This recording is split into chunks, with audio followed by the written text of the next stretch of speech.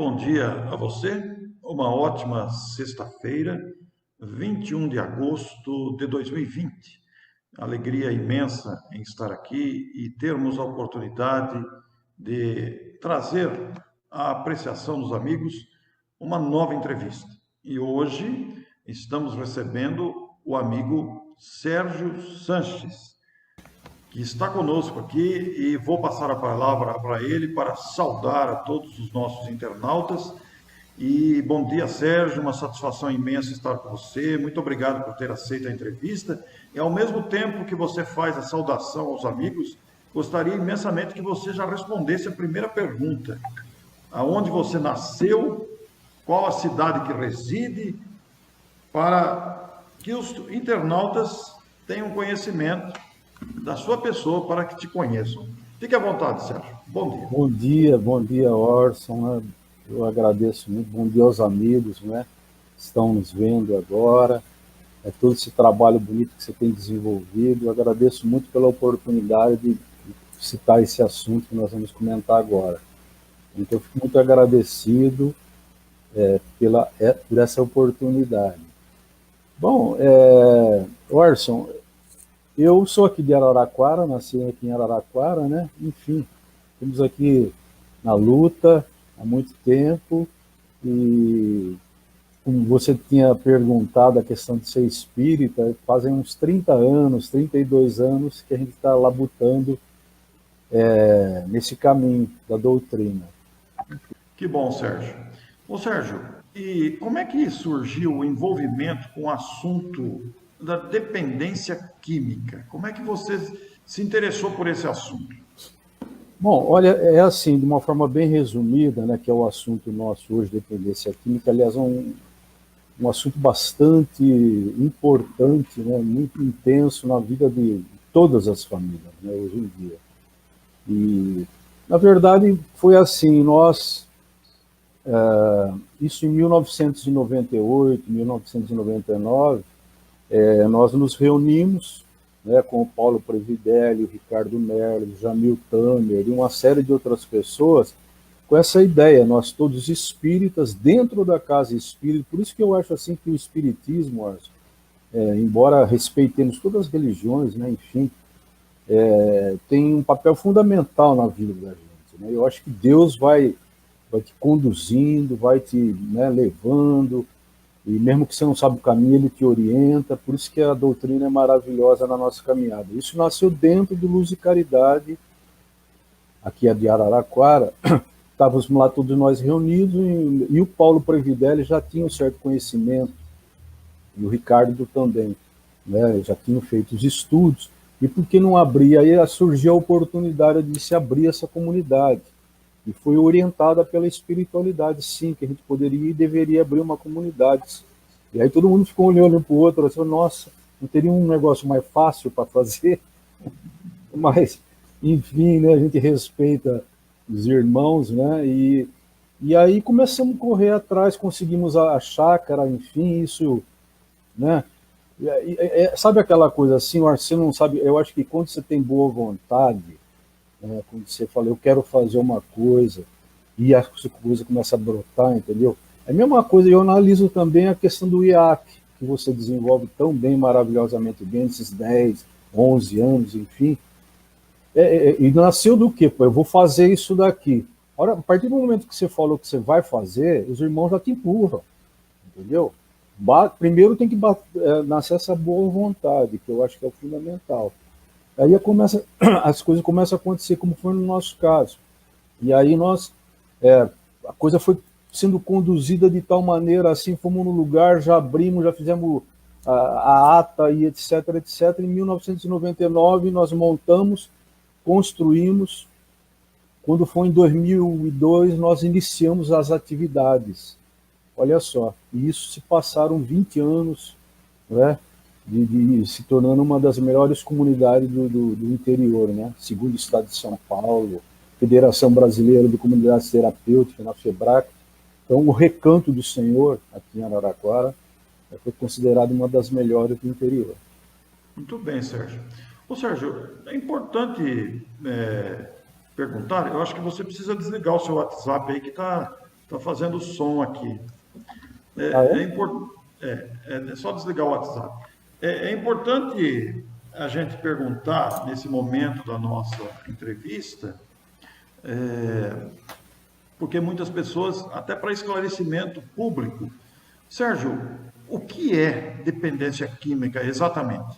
Olha, o Orson, assim, é um assunto bem complexo, tá certo? Eu costumo dizer que é um assunto bastante, tem várias nuances a se considerar aqui. Então, assim, eu não sou técnico nenhum, né, em relação a isso, apenas fui da diretoria, convivendo 20 anos, e vou falar um pouco dessa experiência, inclusive enquanto espírita, observando tudo que se passava lá, tá certo? Nessa comunidade. Minha experiência foi totalmente dentro do recanto do Senhor. Então, assim, respondendo o que você está perguntando, é o seguinte: o que é a droga, né? Digamos assim, Bom, primeiro são substâncias que produzem essas alterações, mudanças nas nossas sensações, né? No grau de consciência que a gente tem, mexe com todo o nosso estado emocional, tá certo? Então, primeiramente, a droga é isso, né? Ela altera a sua sensibilidade, né? E agora, o que leva... Costumo dizer o seguinte, Orson, após 20 anos observando isso aqui, convivendo, né, ouvindo o lado científico dos psicólogos e tal, a dinâmica, né, que é feita com cada um, de forma com o grupo, de dinâmica individual, eu fui observando o seguinte, Orson, que a religiosidade influencia muito essas pessoas, entendeu? O fato deles estarem ou não estarem em contato com uma religião independente, isso influi muito. Então, o que acontece? Tudo que eu faço e que eu não faço, meus defeitos, eu acho e penso, observando isso tudo, meus vícios, as minhas nobrezas, enfim, as minhas virtudes, ela está intimamente ligada à minha condição reencarnatória, né? Está tudo ligado à sua condição reencarnatória, o meu histórico de existência, enfim. Porque existe uma dualidade, né? Você sabe disso no processo reencarnatório, existe uma dualidade que influi e influencia a nossa vida diretamente, a nossa vida atual. Joana de Ângeles, ela costuma dizer o seguinte, eu tenho aqui, olha, no livro Ser Inconsciente, ela fala assim, Joana de Ângeles: a maturidade psicológica tem um curso acidentado, feito de sucessos e repetições, por formar um quadro muito complexo na individualidade humana. Olha só, Joana de Ângeles. Que é justamente isso que eu acabei observando o seguinte: o que é isso daí? Então, assim, o que às vezes leva uma pessoa à dependência química, digamos assim? Embora vários fatores.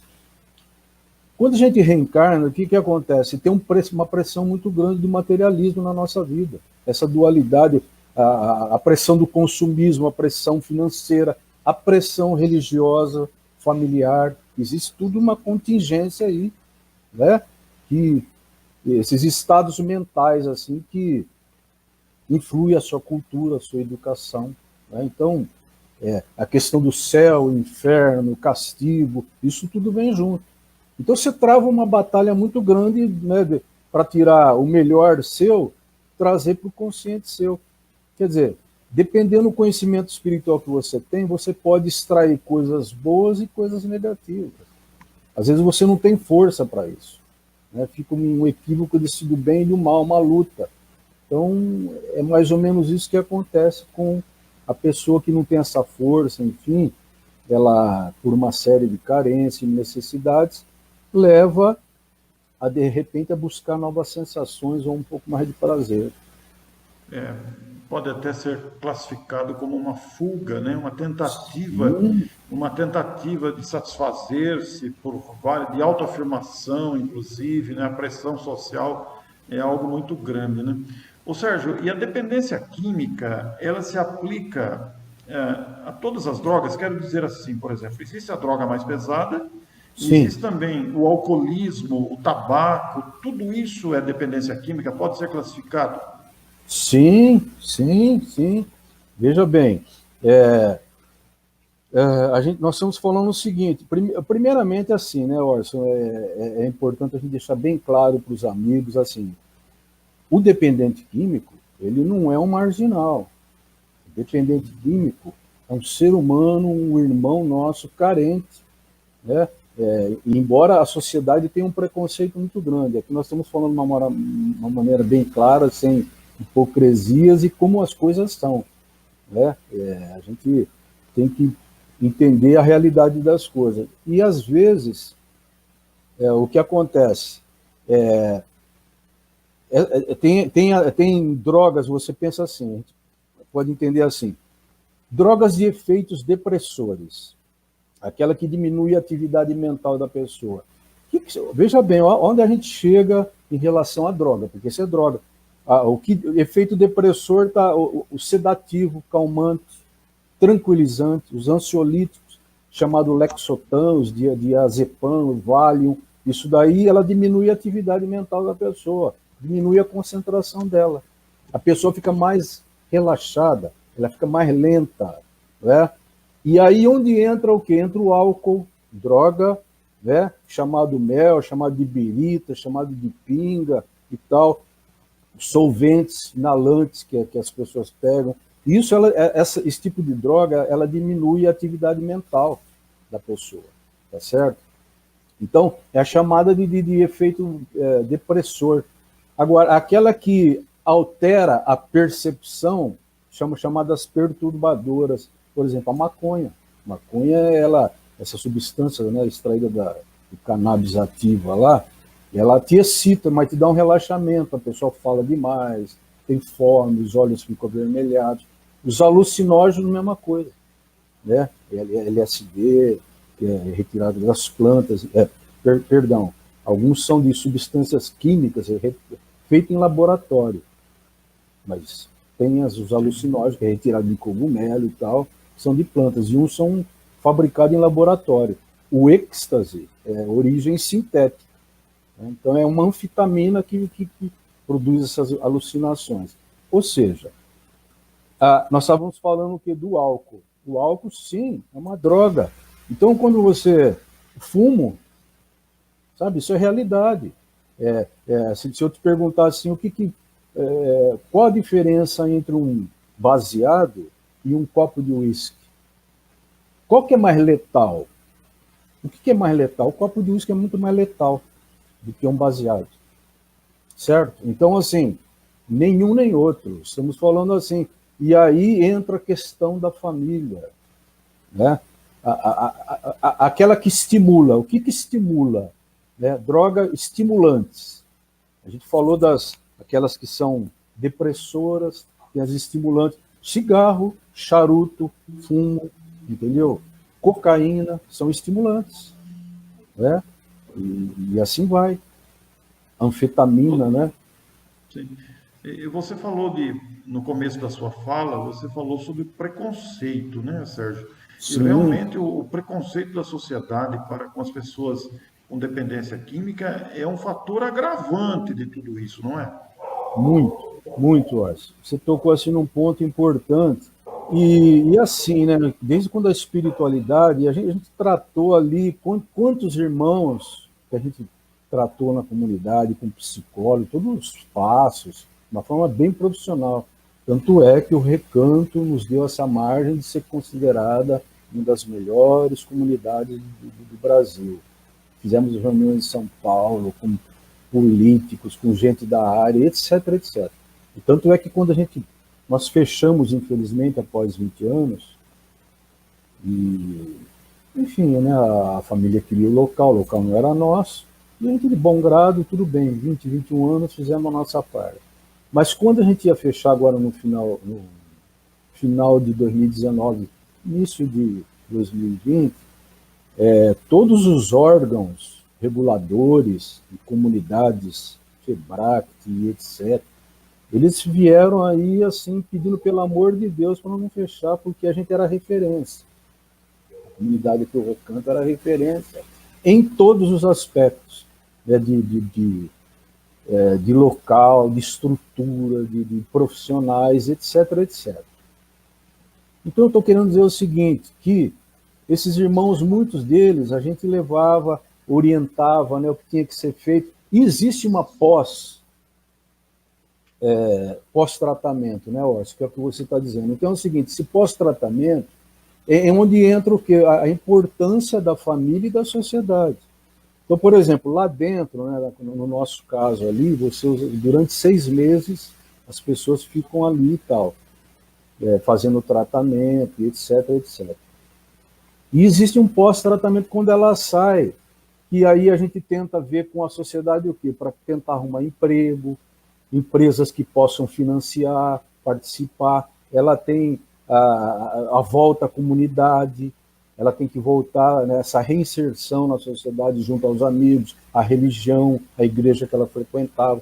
E isso, às vezes, você perde o seu controle, embora tenha sempre, né, os coordenadores junto, após, mas chega uma hora que a pessoa tem que começar a andar sozinha.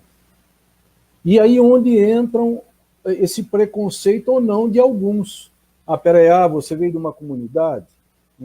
Tá, vamos ver. Isso é uma discriminação que existe em vários setores, né, da nossa sociedade, em relação à drogadição, em relação à discriminação à pessoa negra, ao homossexual, ao gay, etc. É uma política meio cultural, e aí já vem um outro caso para se conversar, né? Mas a espiritualidade, ela influencia muito, ela sempre nos orienta que esses irmãos, eles são tão carentes quanto nós. Sim, sim, perfeitamente. Eles são necessitados quanto a gente. E nesses 20 anos de funcionamento da clínica, como é que chamava a clínica mesmo? Recanto do Senhor. Comunidade para tratamento de dependentes químicos. Na verdade, São Francisco de Assis, que levava o nome fantasia de Recanto do Senhor. Porque tinha muitas árvores, local muito bonito. E nesses 20 anos de funcionamento, qual a capacidade de alojamento e aproximadamente quantas pessoas vocês acolheram nesses 20 anos? Olha, é o seguinte, ali nós iniciamos em torno você pode conduzir em torno de 15 pessoas, mas depois passamos para 20, você vai reestruturando, né? De acordo com os órgãos reguladores, enfim, uma burocracia imensa, cansativa, desgastante, para você poder fazer essas adaptações. E tudo bem, é necessário. Mas chegamos até 25, né? Para poder... Por quê? Porque a gente prezava... Aliás, a gente poderia até ter mais gente, mas a gente prezava pela qualidade, né? Não importava se você está com pouca gente. O importante é você salvar vidas. Aliás, a espiritualidade diz assim, né, Orson, para a gente: se você conseguiu salvar uma vida, a sua encarnação já valeu.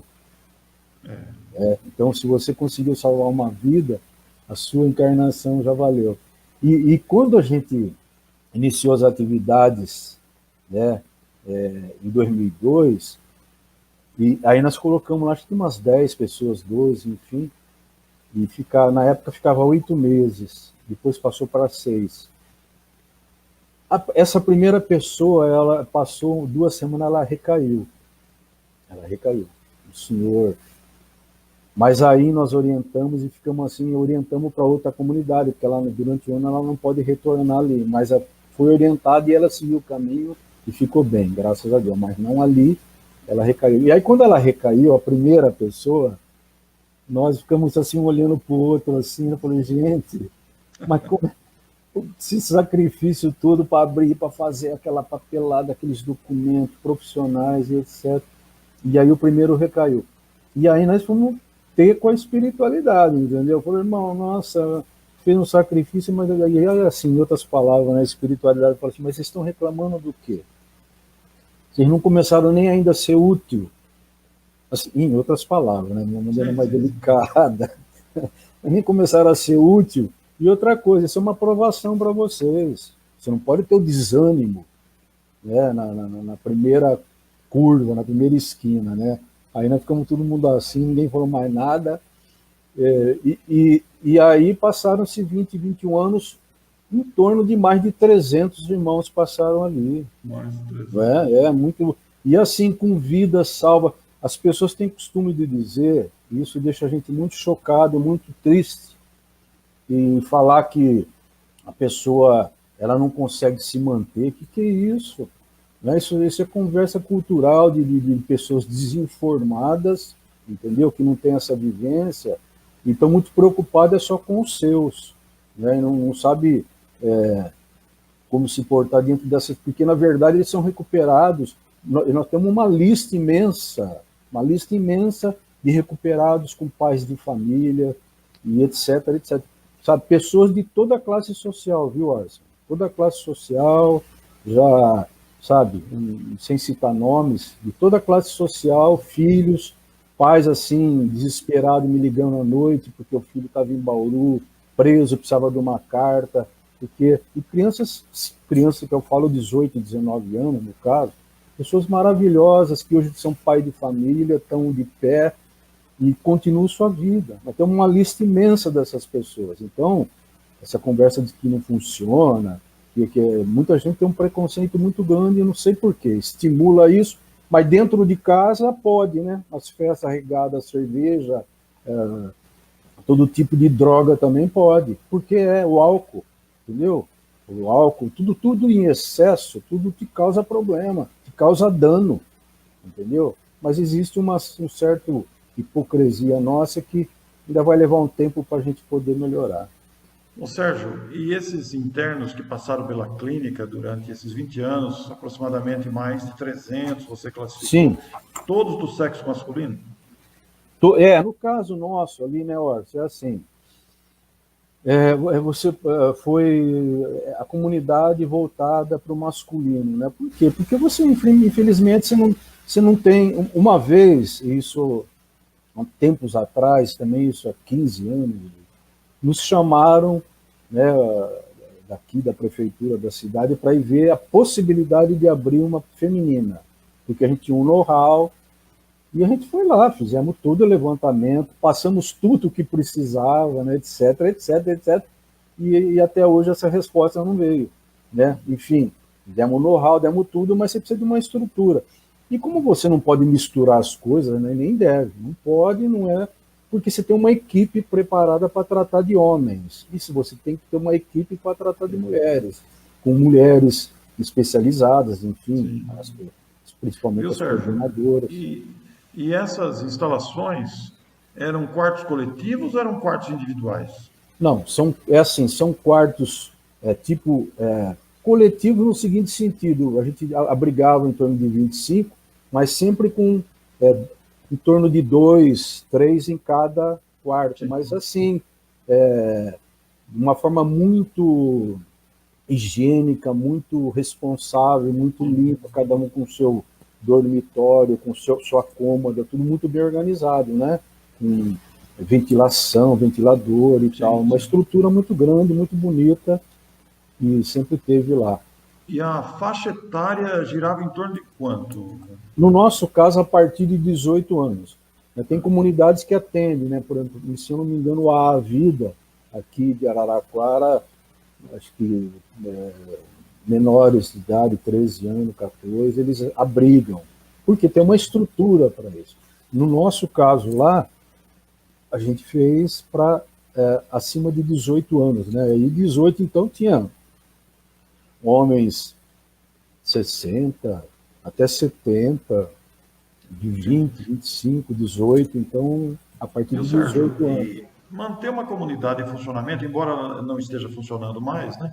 Mas manter ela durante 20 anos com alimentação, limpeza, há toda uma despesa, você tinha funcionários ali, né? Como é que era mantida essa assim, Orson, funciona assim. A gente começou a fazer parte de um projeto do Estado de São Paulo, onde eles nos ajudam com um determinado valor sobre o tratamento de cada um. Isso depois de muito tempo, né? Então, você vem lutando com a condição assim de cobrar o mínimo, aquele que não pode a gente colocava de graça. Quantas pessoas eu coloquei de graça lá, gratuitamente? Eu vi a pessoa ali na frente da comunidade caída, muitas vezes, assim, encostada no poste ali, e sem, assim, a pessoa tinha perdido tudo, enfim, a gente vai ver o histórico, tinha separado, o filho morreu, né? Tivemos vários casos desse tipo. E aí eu falei, o que está fazendo lá fora uma pessoa dessa aí? Ah, ele está ali querendo... E aí colocava para dentro, não se cobrava nada. Quantas vezes a gente me procurava no centro, e aí a pessoa não poderia, então você colocava ela gratuitamente. Os que poderiam pagar, pagavam para a gente. A partir daí, a gente foi tendo manutenção, a gente pedíamos para as pessoas nos ajudar, algumas empresas ajudavam, eventos constantes, fazíamos eventos constantes para manutenção. Né? Então, eventos, algumas empresas ajudavam, um trabalho em cima para a pessoa poder ajudar. Depois de um tempo, aí começamos a fazer parte do projeto Recomeço, chamado Projeto Recomeço, do Estado de São Paulo, que dá um valor sobre aqueles que eles mandam para ser cuidados. E isso ajudou muito, entendeu? Mas era um valor assim também, sabe? Em torno de R$ 1.000, R$ 1.200 que eles ajudam. E se você colocar na ponta do lápis, assim digamos hoje, uma comunidade, um homem desse lá dentro, ele custa em torno de R$ 2.500 no mínimo. Material higiênico, até o cigarro, comida, a estrutura, a água, a luz, funcionário, enfim, né, uma série de coisas. Se você colocar na ponta do lápis, é muito caro, mas a gente nunca cobrava isso. E quantos funcionários você precisava para funcionar? Olha, psicólogos, médico atendendo, coordenadores, monitores, em torno de umas 12, 15 pessoas, por aí. Até porque você tem os plantões de fim de semana também, sim, né? Ela não pode ficar sozinha, porque a pessoa fica lá dentro, você tem que ter os horários para coordenadores, monitores estarem lá, alterando o horário, um, né, fica até às 6 da tarde, o outro vai ter que passar a noite lá, porque como eles dormiam lá, você tem que ter uma casa administrativa à parte para poder coordenar eles lá dentro, enfim, né, tomar conta. E graças a Deus, rapaz, o Recanto sempre teve assim, uma estrutura muito boa em todos os aspectos. Nunca tivemos problema nenhum. Que bom, Sérgio. Ô, Sérgio, e falando em dependência química, na sua experiência acumulada nesses anos todos, nos casos que você observou e acompanhou, qual é o melhor fator de prevenção para a dependência química nos dias atuais, considerando a sua experiência e a realidade dos nossos jovens, principalmente hoje em dia? Bom, é assim, Orson, olha, a questão é de você tratar com prevenção. Então, eu estava falando no início que é importante a questão seguinte, daquela luta que você trava para trazer do inconsciente, né? O inconsciente é o seguinte, são os conhecimentos espirituais, os seus sentimentos e tal. Por isso que eu acho que é uma questão muito intensa, a questão espiritual de reencarnação, né? Embora tenha um lado científico, etc., lado técnico, prático, enfim. Mas eu sempre observando pelos dois lados. E isso me deu um gancho, graças a Deus, para você analisar bem as pessoas. Então é o seguinte, é você tentar trazer esse conhecimento do inconsciente para o consciente. Trazer o quê? Você trazer o seu melhor. Agora, o que acontece? A gente é muito seduzido. A gente, né, nessa nossa vida, por isso que a família é extremamente importante. A questão da prevenção, ela se dá, como eu estou te dizendo, na questão da família, a questão do exemplo. Agora, você tem um limite, Orson, junto aos seus filhos, ou quem quer que seja, ou a você, porque de repente ele tem já a estrutura aí fora dos amigos. Por isso que a família tem que ter um diálogo muito grande, bom. E aí já é uma questão de cultura, nem toda família tem isso. Aliás, muitas vezes a pessoa leva a pessoa a uma dependência pelo desajuste familiar. Ele vê o pai batendo na mãe, ou a bebida muito intensa, e não tem diálogo. O que acontece quando a pessoa não tem diálogo dentro de casa? Vamos pensar assim. Por isso que é fundamental também essa questão da educação. Ele vai buscar acolhimento aonde, Orson? Ele vai buscar acolhimento aonde? Né? Se eu não posso conversar com meu pai sobre qualquer assunto, ou com meu irmão, com minha mãe, não importa. Eu não tenho um amparo. Aí eu vou lá fora. Lá fora, a coisa é complicada. Como eu estou te dizendo, você não tem as rédeas 100%, 24 horas sobre os seus, né? Então ele vai buscar. Agora, aí você é seduzido. Quando eu falo sedução, o que acontece? Nem sempre eu consigo ter uma estrutura, por causa da pressão material que existe aí fora, da concorrência. Por isso que entra a religião aí no caso. Vai te dar valores adequados para você pensar, para você ter força e etc. Nessa sedução, o que acontece? Pensa bem assim, e o marketing, eu trabalho com publicidade, eu sei que o marketing ele consegue fazer a cabeça das pessoas, entendeu? A questão é o seguinte, você imagina um comercial de cerveja, Orson. Pessoas alegres, pessoas bonitas, clima de festa. Você vende uma imagem positiva da bebida. Né? Você vê que agora parou do cigarro, porque a hipocrisia é tanta que o cigarro, me perdoe as pessoas. Eu falo isso nas palestras, falo para os amigos, eu sou a pessoa mais liberal do mundo, para mim você pode fumar, beber, fazer o que você quiser. Né? Porque eu acho que enquanto não cai a ficha, mas o cigarro, é pernicioso, é dano de câncer, entendeu? Ele provoca o câncer, né, o cigarro. E o que acontece? Te vende a imagem positiva. Hoje o cigarro não está mais no ar, porque tiraram. A pessoa associa essa cerveja, essa alegria, e ele tem essa vontade de viver essa alegria. Para alguns. Então, a sedução do mundo de hoje é muito intenso e muito equivocado. O que acontece? Para o rico ele é sempre o melhor, ele tem prioridade, é o mais bonito. Os lugares badalados, onde tem muito consumo, tudo é ideal. Ou seja, a simplicidade não tem valor. Né? Não tem valor. A caridade é coisa para beato. Religião, nem se falar, não me serve isso. Né? Então, sem esses recursos assim, espirituais, o que acontece? Eu me entrego a novas perspectivas, entendeu? Para outras experiências. E nem sempre as melhores. Me torno mais excêntrico, etc. Começo a me envolver. Então, como você está dizendo, é o seguinte, as coisas vão acontecendo.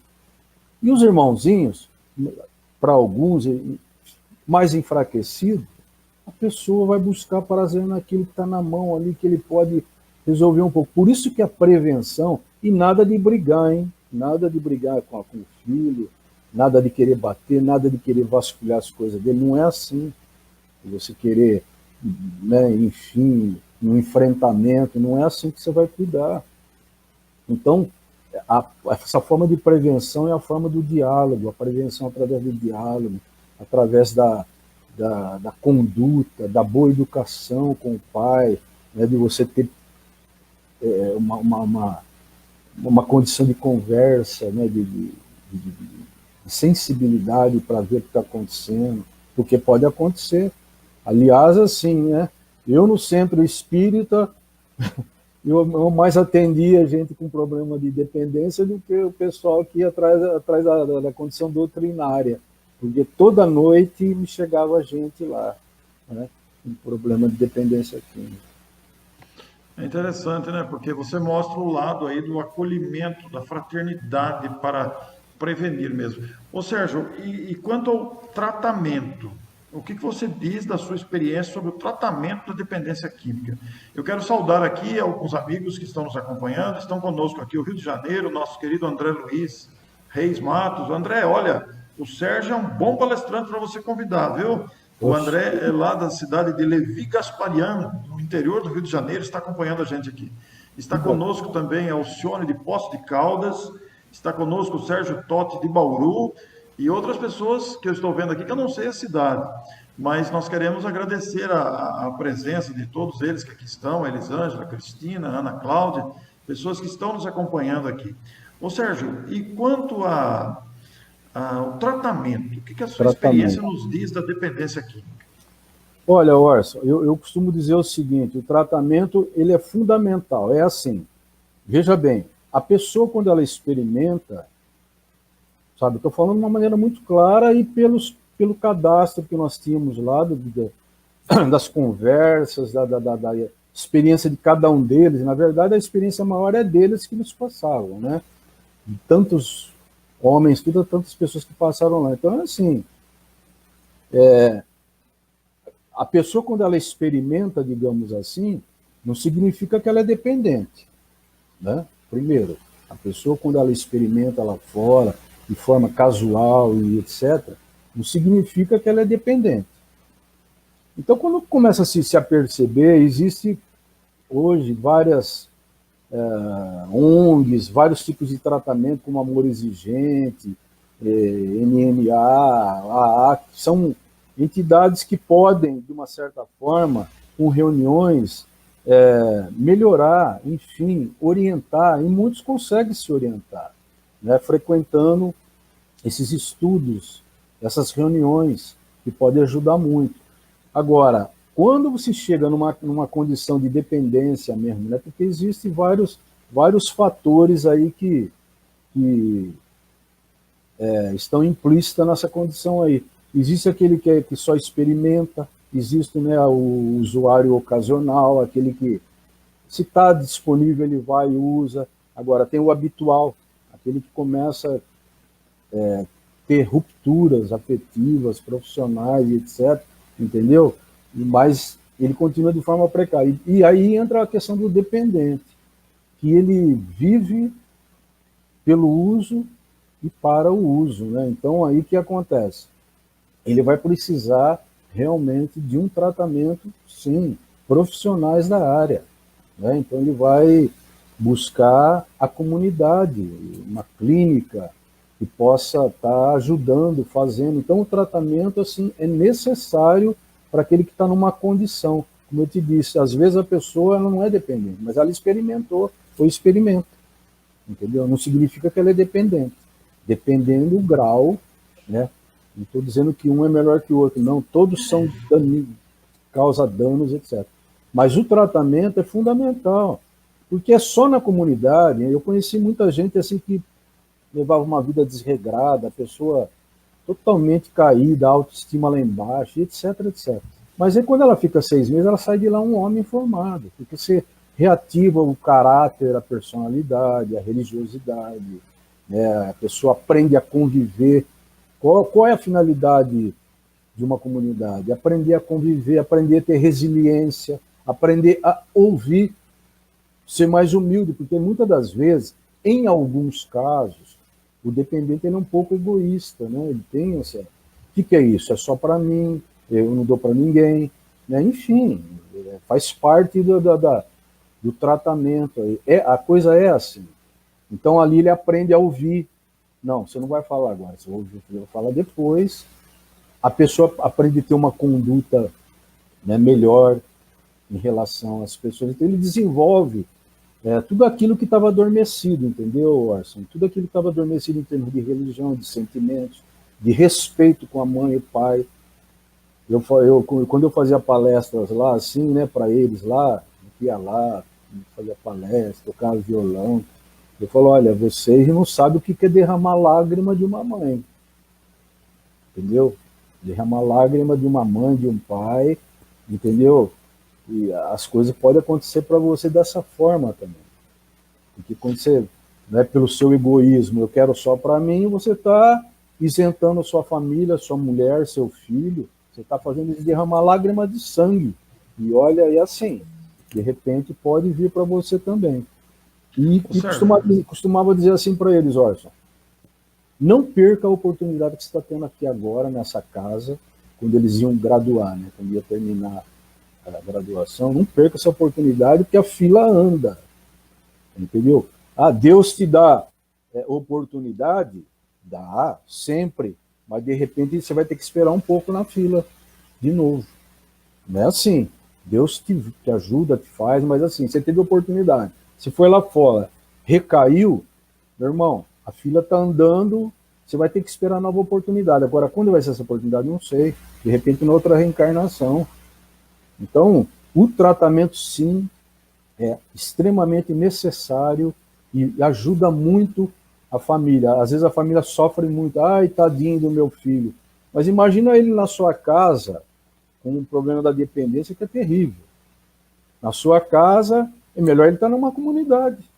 Não tenho dúvida. Eu ia te falar sobre isso porque já são conhecidos os danos e as lesões físicas, psicológicas, mentais, né, na pessoa com dependência química. Sem dizer dos prejuízos na convivência, né, Sérgio? Normalmente com agressividade para conseguir dinheiro, vendendo objetos da casa para Sim, adquirir a droga, que a pessoa fica dependente, etc. e tal. E eu te pergunto, Sérgio, na maioria dos casos, ah, o comportamento é agressivo ou existem comportamentos também de reclusão interior?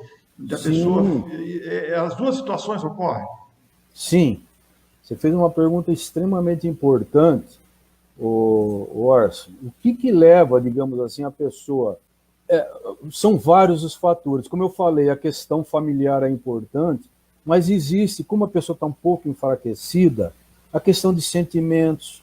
Largou uma namorada, ele fica em reclusão, ele perdeu um emprego, ele fica deprimido, né? Ele não é muito visto na sociedade, aquilo que ele queria, enfim, a pessoa ela começa a ter algumas neuroses, a pessoa começa a cair um pouco e fica em reclusão, ela fica entorpecida, digamos assim, por Isso. sentimentos, por uma série de coisas que acontecem, perdi a faculdade, etc, etc, né? O que não deveria ser assim, né? A pessoa deveria ter força, mas enfim, aí que acontece? Aí entra na outra questão seguinte: isso são o que leva, de repente, uma série de fatores. Uma série de fatores leva a pessoa a buscar a dependência, né? Esse tipo de situação, como a gente falou. Agora, a Organização Mundial de Saúde, ela diz, e a gente comprova através das experiências, ela fala assim que existem 4 tipos de usuários, né? A Organização Mundial de Saúde. Então, como eu citei agora há pouco, que é chamado aquele experimentador. O que é o experimentador? Você está lá com o pessoal curioso. O experimentador é aquele curioso, ele está ali com o pessoal, ele, quero ter uma nova experiência. Ele vai lá e, enfim, se aproxima ou de uma bebida, ou da cannabis, enfim, aquilo que está na mão.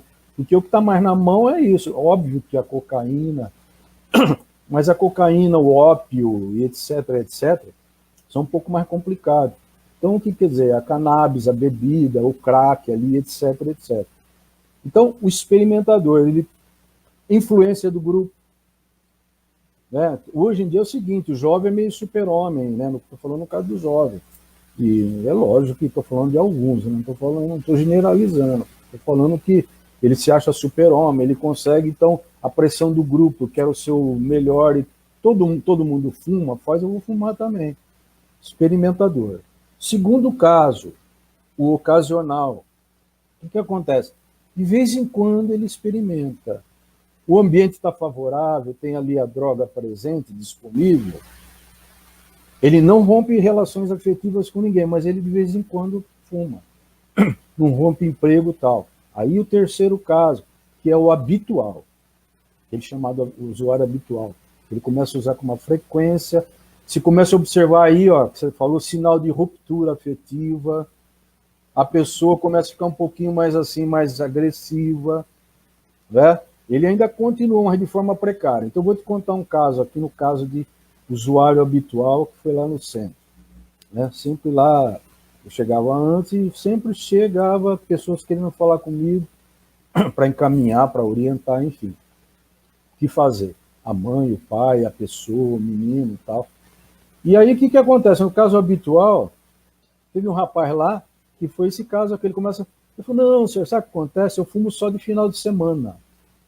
Eu só fumo de final de semana. Eu falei, olha, eu fui ouvindo. Eu falei, legal, tá? Você fuma de final de semana. Ele era motorista de caminhão de uma empresa. Olha só. Eu falei, tá, você fuma de final de semana? Não, então, rapaz, eu tô assim, né? Tô querendo ver. Quer dizer, você vê que a pessoa já está buscando, né?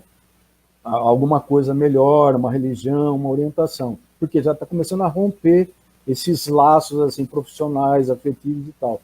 Mas fica meio precária a situação dele. Mas, não, mas eu dou conta sem problema nenhum, não me afeta. Aí eu comecei, bom, você falou, agora eu vou falar. Né? É o seguinte, você vai perder o emprego, né? Você está fumando no final de semana, vai começar a fumar na segunda, na terça, na quarta, e etc, etc. E você vai perder o emprego e você vai voltar aqui a conversar comigo. Você não tenha dúvida disso, que isso vai acontecer. Não, mas vamos pedir para Deus, mas não é, as coisas não são assim. faça a sua parte, que Deus faz a dele, entendeu? Então, o que aconteceu? Passou um mês, ele foi lá, perdeu o emprego. Falou, Sérgio, nossa, o pessoal acabou vendo ali, descobrindo e tal, perdeu o emprego, já estava rompendo o lado afetivo, entendeu, Arson? E aí a pessoa, em determinados casos, quando falta para ele, o que acontece? Ele começa a tentar ver onde ele consegue. E aí que ele fica um pouquinho desesperado, precisa de dinheiro. Porque droga custa dinheiro. E aí, para alguns, ele começa a fazer isso, fazer aquilo, até enganar a família. Olha só, começa a romper laços afetivos. E muitas às vezes agressivo, não tenha dúvida. Porque, dependendo a estrutura emocional e espiritual, a pessoa fica agressiva. E esse último caso, bem, que é a questão do usuário dependente. Esse aí, ele já está assim, ele só vive exclusivo para isso. Você como espírita, atendendo no centro, com a experiência do conhecimento na área da dependência e também como espírita palestrante, etc., essa agressividade que se apresenta em alguns dependentes, essa agressividade vem do caráter da pessoa antes da dependência também. Pode ser entendido assim, pode ser aplicado esse raciocínio? Ou a dependência, o tipo de droga causa mesmo agressividade? Olha, é o seguinte, eu acho que a droga, assim, ela é violenta, entendeu, Arson? Ela mina todos os seus sentimentos. Tá. Porque são pessoas maravilhosas, não é a pessoa. Veja bem, aí, por isso que o assunto é complexo. Tem pessoas que são dependentes, são pessoas... Olha, a pessoa estava drogada, não sei o quê. A pessoa, ela é um marginal. A pessoa, ela é um... isso é uma coisa. A pessoa que é marginal, a pessoa que rouba, a pessoa que é bandido. E nós estamos falando nós estamos falando de pessoas carentes, de dependência química. E são pessoas como nós, irmãos, que necessitam de uma ajuda. Da mesma forma que você vai tratar de alguma coisa, de uma doença sua, ele também está tratando. Então, na verdade, são pessoas maravilhosas. Você vai lá conversar com ele, as pessoas... mas peraí, às vezes eu levava muita gente lá, levei muita gente lá para fazer palestra, para conversar, tinha vários voluntários, e etc, etc, jogar bola, conversar. Mas, na verdade, quando você chega lá, as pessoas têm um pouco de preconceito. Vai lá na comunidade, mas será que eu vou lá? Vai. Chega lá, são pessoas educadíssimas, são pessoas ali dentro, né, que têm uma responsabilidade muito grande, são pessoas que você vê que você gosta de conversar, respeitosas.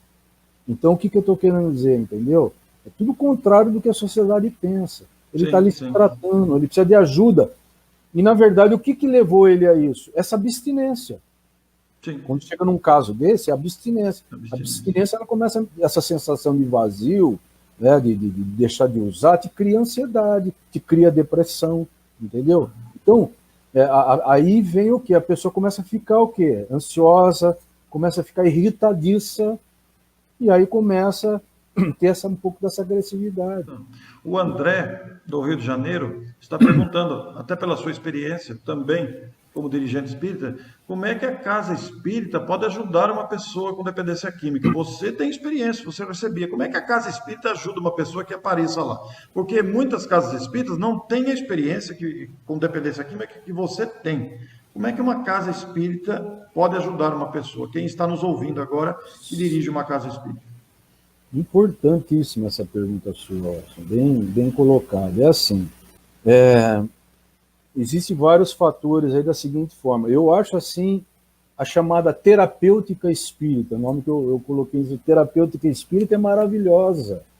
Entendeu? Vamos pensar, como eu disse no início, a gente tem que ser prático, tem que ser objetivo naquilo que a gente faz e ser bastante realista. Isso a gente sempre foi no seguinte sentido: a pessoa vai na casa espírita, tanto é que pós-tratamento, muitos eles me procuravam na casa e assistiam as palestras, porque como eu ia lá, eles sabiam que era espírita, embora a comunidade seja ecumênica, né, ali ia pastor, católico, o que é natural, nós estamos ali para salvar a vida, eu não estou ali para pregar religião para ninguém, né, ponto.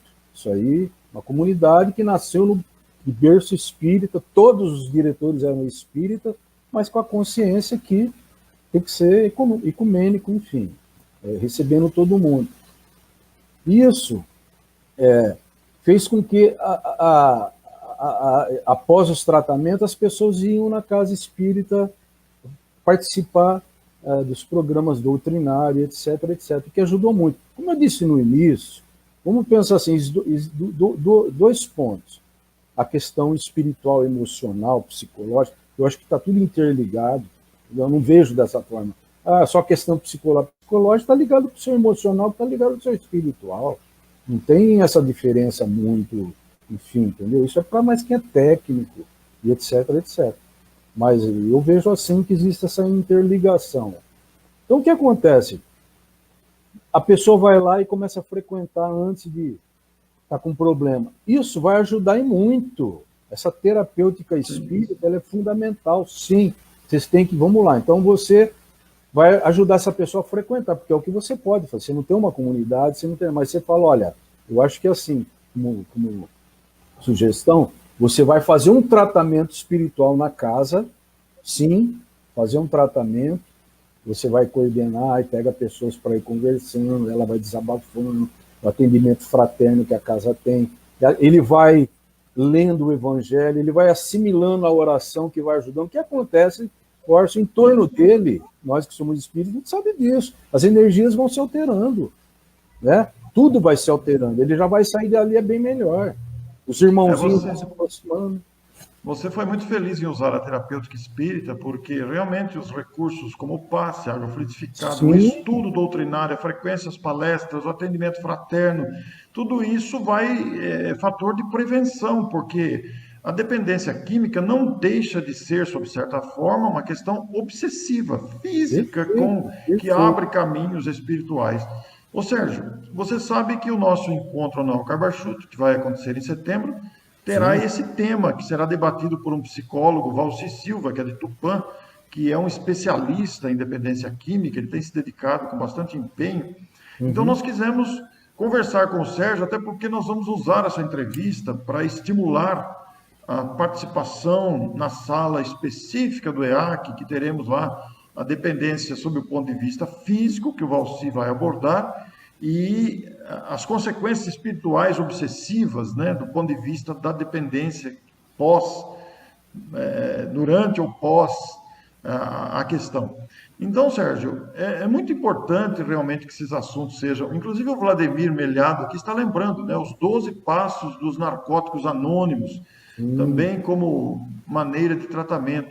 E o André, vendo a nossa conversa aqui, você respondeu a ele está dizendo que perfeito, mas ainda existe o medo e preconceito de algumas pessoas, inclusive espíritas. Foi o que o nosso Sérgio falou. Existe muito preconceito, André. É uma verdade essa, inclusive de espíritas, mas o Sérgio foi muito claro, né? São pessoas humanas, são pessoas como nós, e que são carentes do ponto de vista emocional, psicológico, social, espiritual. Então, cabe à pessoa humana, independente da crença, oferecer a mão amiga. E o Centro Espírita também, oferecendo o que o Sérgio acabou de falar aqui, que é a terapêutica espírita. Então, Sérgio, eu quero perguntar para você, o que você diria, para encerrar nossa entrevista, o que você diria aos pais, o que você diria às famílias, mas também àquele que está lutando para se recuperar, o que procura ajuda. O que seu coração diz para essas pessoas envolvidas com a dependência química, para a gente encerrar a nossa entrevista? Olha, Orson, é assim, eu diria o seguinte, primeiro assim, entender que são irmãos, fraternos nossos, entendeu? Eu costumo dizer o seguinte, você enquanto diretor espiritual de um hospital, aí eu pergunto para vocês, meus amigos, o seguinte, chegam esses irmãos na porta do hospital, doentes, você coloca o doente para fora ou para dentro? Eu acho que a espiritualidade vão colocar eles para dentro. Não é? Então é assim, são irmãos que precisam de ajuda, entendeu? Irmãos carentes. Dizer à família o seguinte, que eu sei que a luta é difícil, é lágrima de sangue que uma mãe derrama, que um pai, a gente sabe, hoje em dia, e fazer o seu melhor, né? Não vamos aplicar mágica aqui, que não existe mágica. Existe uma vida, e existe um histórico do seu filho, do seu marido, de cada um, de uma filha, né? E assim, tratar da melhor maneira possível. O que a gente pode tentar falar para uma família assim é o diálogo, é a conversa, de uma forma muito clara. Não tem isso como uma surpresa. Nossa, meu filho... Sim, seu filho é como todo mundo, entendeu? Essa necessidade, essa carência, todo mundo tem, todo ser humano tem. Tem pessoas que não usam droga, nada, mas são muito mais dependentes, são muito mais perniciosas do que uma pessoa que é dependente, que está precisando de ajuda. Né? A gente está cansado de ver aí na nossa comunidade, no nosso Brasil, no mundo, pessoas que têm uma atitude extremamente comprometida na sua vida, na sua maneira de ser. Então eu acho assim, se apegar sim à religião, pedir para Deus sempre, porque o Cristo está muito atento. Eu acredito muito na força da oração, que ela mobiliza a vida, entendeu? A força da oração. Jesus Cristo não é uma imagem para só ficar se lamentando, não. Ele quer ação, ele quer reação, entendeu? Então, se a gente pede com fé, ele está vendo o que você está pedindo. A ajuda vem na hora certa. Ou seja, daí a necessidade da oração, de estar sempre vigilante e na parte prática, conversar com seu filho, ter diálogo, tentar compreender da melhor forma possível, tentar ver. E se você não consegue, não está conseguindo, sim, buscar profissionais da área, dar um jeitinho que ele vai te encaminhar. A espiritualidade vai encaminhar. E essa é o que eu poderia estar falando, porque o assunto é bem complexo, e tentar compreender que todos nós estamos submetidos a isso, todos somos carentes e necessitados nessa vida, de uma forma ou outra. E agradecer a você, Orson, pela oportunidade. Ô Sérgio, foi muito valorosa a entrevista, até porque nós vamos usá-la para incentivar a participação, talvez até utilizemos alguns trechinhos para introduzir, porque verdadeiramente é um estudo, você disse bem, é um assunto muito complexo, é um assunto que exige um acompanhamento, como disse o nosso André aqui, sobre o medo, o preconceito, são batalhas que a gente tem que enfrentar realmente, mas a mensagem final é que se trata de irmãos nossos em carência. E como disse o Sérgio, busque o Cristo, mas busque ajuda profissional também, busque pessoas que te ajudem, aquele que esteja, lute, não se entregue, não se deixe dominar, porque esse é o caminho. Sérgio, muito obrigado, viu? Muito agradecido. Orson, eu que agradeço, viu? Um bom dia a todos, muito obrigado pela oportunidade. Qualquer coisa, estamos aí à disposição. Isso, nós vamos colocar aqui as pessoas que desejarem mais informações, conversar com o Sérgio, inclusive, para tirar informações, alguma dúvida da sua experiência. Aí está o contato, Facebook do Centro Espírita Luz e Caridade de Araraquara. Um grande abraço a todos, muito agradecido pela oportunidade, um bom fim de semana, muito bom dia.